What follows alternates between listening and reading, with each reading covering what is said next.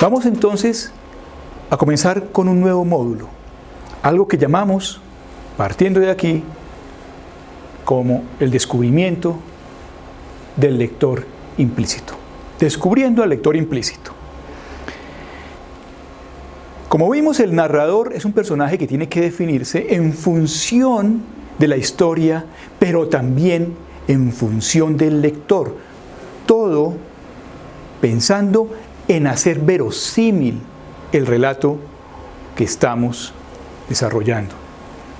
Por eso es importante preguntarse a quién dirigimos el relato, es decir, la pertinencia. ¿Para quién estamos escribiendo? Yo sé que hay escritores y hay narradores que dicen, no, yo no tengo muy en cuenta eso, etc. Pero en realidad, en el fondo, siempre hay una claridad sobre a quién voy dirigiendo la historia. Porque es que en la definición del personaje narrador, el primer personaje que creamos, está, sobre todo, a quién va dirigido. Por supuesto, en relación con la historia que estamos contando. Pero preguntarse a quién le estamos dirigiendo el relato supone establecer unas características del perfil de ese lector. ¿Cuál es la edad de nuestro lector probable? Si estamos escribiendo una historia para primeros lectores o para prelectores, y entonces hay que pensar en las características del mediador, del posible mediador. ¿Es un mediador diferente el padre o un mediador diferente el profesor o la profesora? ¿O el bibliotecólogo o el asesor de literatura de la editorial? Son mediadores diferentes para una edad específica. Si suprimimos ese mediador, probablemente la edad también nos va a decir que es diferente establecer el registro, el tono de la narración, los recursos, las características del narrador, etc. y el abordaje de la historia en función del lector y su nivel o su edad. Si es un primer lector, si es un niño de 9 años, si es un preadolescente, si es un adolescente, si es un adulto joven, etc. Definir también el sexo conviene. A veces hay una literatura, yo sé que esto puede generar alguna polémica, pero hay una cierta literatura que está enrutada a, por ejemplo, un lector femenino. Hay una cierta literatura que está orientada a las niñas o a las adolescentes, o por el contrario a los niños y a los adolescentes, o bien a las madres, o bien a los padres. Eso no es fortuito. Establecer el sexo de ese probable lector nos puede orientar las características de la historia y la voz, el personaje que es el narrador. ¿Cuál es el nivel de lectura? Por supuesto, las editoriales como SM juiciosamente han hecho análisis, estudios muy cuidadosos para definir los diferentes niveles de lectura y establecer en relación con esos niveles de lectura una determinada literatura, un determinado paquete de libros y de autores que propicien el acercamiento a la historia. El nivel de lectura vale la pena tenerlo presente cuando yo estoy desarrollando la historia. Vale la pena, no, es una condición sine qua non. Por supuesto, la motivación. A veces es importante saber si el lector probable se nos va a acercar a nuestro libro porque es un deportista o porque es un experto en videojuegos o porque le encantan los deportes de riesgo o porque es un gran lector o porque no le gusta leer.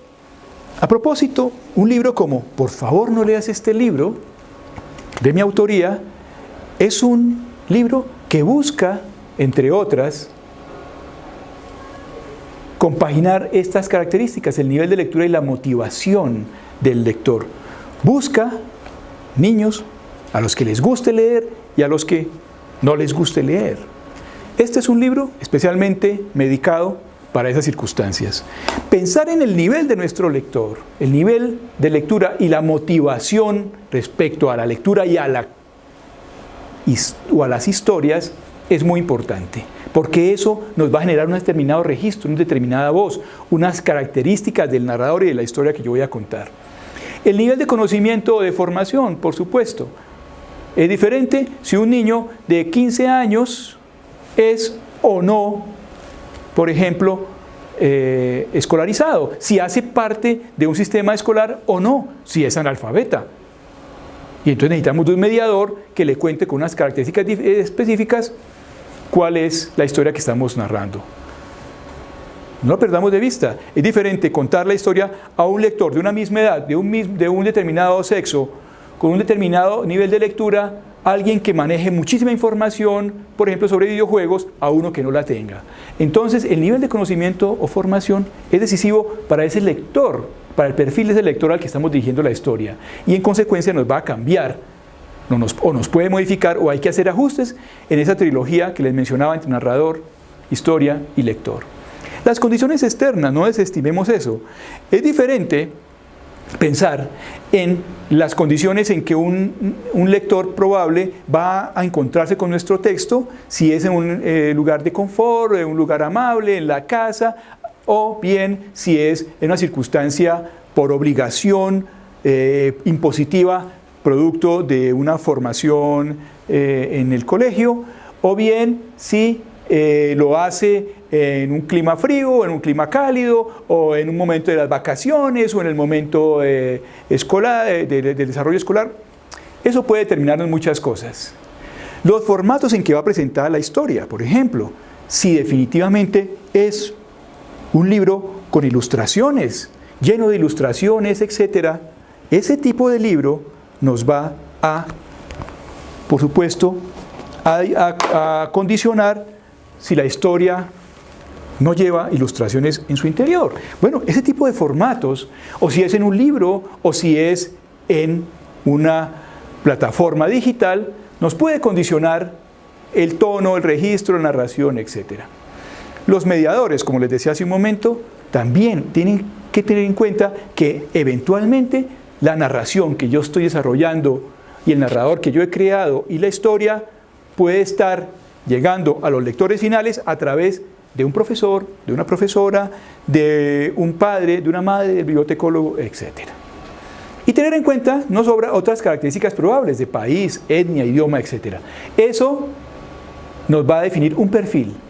Y efectuar ajustes entonces en consecuencia, cuando tenemos más o menos alguna claridad, o tenemos una claridad meridiana de este lector, o de este perfil del lector, nosotros tenemos que hacer ajustes en función de la coherencia y la pertinencia, sobre todo del léxico, de las estructuras, de la sintaxis, de la complejidad, de la profundidad, de cómo estamos abordando el tema, del narrador y sus puntos de vista, y por supuesto de los diferentes recursos que estemos empleando, las imágenes, las hipérboles, las onomatopeyas, etc. Todo eso podrá ajustarse en función del perfil del lector, especialmente para aquellos creadores que estamos involucrados con los lectores más pequeños y los más jóvenes, es decir, los autores de literatura infantil y juvenil. Esto sí que viene a ser, me parece a mí, una prioridad. Por tanto, nunca, jamás conviene perderlo de vista. Yo sé que hay autores que dicen lo contrario, pero no estoy tan seguro que en su foro interno estén tan convencidos de ello. No perder de vista nunca nuestro lector para que nuestra historia le resulte lo más amable y significativa posible. Vamos a finalizar este módulo de Descubriendo al lector implícito con algo que denominamos en literatura la premisa. La premisa es, en el contexto de la retórica, el punto de partida, la formulación inicial que nos va a orientar todo el desarrollo del texto con el que estamos involucrados. Pero en literatura tiene unas características muy especiales. Esta formulación no solamente da partida a la historia, orientará todo el relato, sino que además va a determinar el final. Hay autores incluso que para formular esa premisa, hacen el camino contrario. Y esto es una suerte de truco. Pensar en el final. Establecer el final nos puede determinar por dónde debemos comenzar, cuál va a ser la premisa, nuestra premisa de inicio. Esa premisa puede obedecer a una formulación, casi que en términos matemáticos, ya vamos a verlo. Pero es una formulación que debe estar, en términos lingüísticos, expresados en lo posible y para beneficio del narrador, en términos de una oración completa, con un sujeto identificable, con un verbo o unos verbos identificables y con un predicado con sus complementos directos e indirectos claramente identificables. ¿Por qué lo digo? Porque eso va a beneficiarnos a la hora de estructurar el plan inicial de nuestro relato. Recuerden una cosa, escribir es un trabajo de planeación, no un trabajo espontáneo de improvisación desprevenida y espontánea. Es un trabajo de planeación cuidadosa. Por tanto, establecer nuestra premisa y formularla, bien en términos matemáticos generales o bien en términos de una oración expuesta con suficiencia, nos va a ayudar muchísimo a establecer nuestro plan de trabajo. Ni tan general, ni tan específica. Eso supone que podamos establecer una serie de características a esa premisa, de modo que nos vaya generando unas características identitarias de nuestro relato, de modo que ese relato no se parezca en su presentación y en sus elementos a ningún otro relato, aunque comparta la misma premisa. Ya vamos a ver de qué se trata. Esa formulación también nos va a permitir aclarar el tema o los temas centrales, los tópicos o el tópico que nos va a orientar el relato. Y por último, esencial, sustancial, que en la premisa esté formulada la causalidad de los eventos, la causalidad de los acontecimientos, la causalidad de los hechos. Vamos a detenernos antes en estas 5 ideas. La formulación. Con los ejemplos voy a tratar de echar mano de qué aquí estoy aludiendo. Vamos a ver, voy a tomar 2 libros que han sido premiados con el Barco de Vapor, el premio Barco de Vapor, en sus anteriores ediciones. El primero, La Luna en los Almendros, y el segundo, El Mordisco de la Medianoche, aunque creo que cronológicamente van así: El Mordisco de la Medianoche y La Luna en los Almendros. 2 libros que están en su plan de lectura para el concurso. Aunque son historias totalmente diferentes, en contextos totalmente diferentes, con personajes totalmente diferentes, comparten la misma premisa. En términos de la formulación inicial y general, la premisa que emparenta a estos 2 relatos es la siguiente: A debe abandonar B a causa de C. Es una formulación matemática muy fácil, en la que está explícita la causalidad. El crítico Edward Morgan Foster, en uno de los libros esenciales de lectura y que cito en la bibliografía, Aspectos de la novela, nos muestra este siguiente ejemplo básico. Una sucesión de hechos es que el rey murió y luego murió la reina. Pero la formulación de la premisa es la siguiente, la que genera el argumento: el rey murió y luego murió la reina de amor. Allí está realmente el relato, no en la sucesión de hechos, no en un hecho tras otro, sino en la causalidad que se establece en función, en este caso, de esta circunstancia. El rey murió y luego murió la reina. de amor.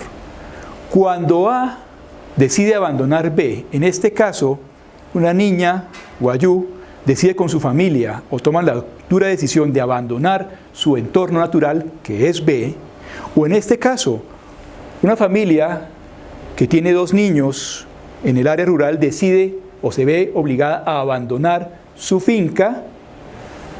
Son 2 hechos. En el caso de A, abandona B. Segundo hecho, aparece C, que persigue a A. En este caso, un grupo delincuencial o de contrabandistas de armas que persigue a A. El grupo de personajes que abandonan B. En este caso, el ejército o la presencia de la guerrilla que hace que los personajes A abandonen su entorno natural, que es B. Son 2 hechos aislados. A abandona a B y C persigue a A. La formulación matemática esencial. Esto lo plantea muy bien Ilan Kundera en su Arte de la Novela. La causalidad se establece cuando yo digo es que A tiene que abandonar B porque C la descubrió. Allí está realmente el relato, ahí está el argumento.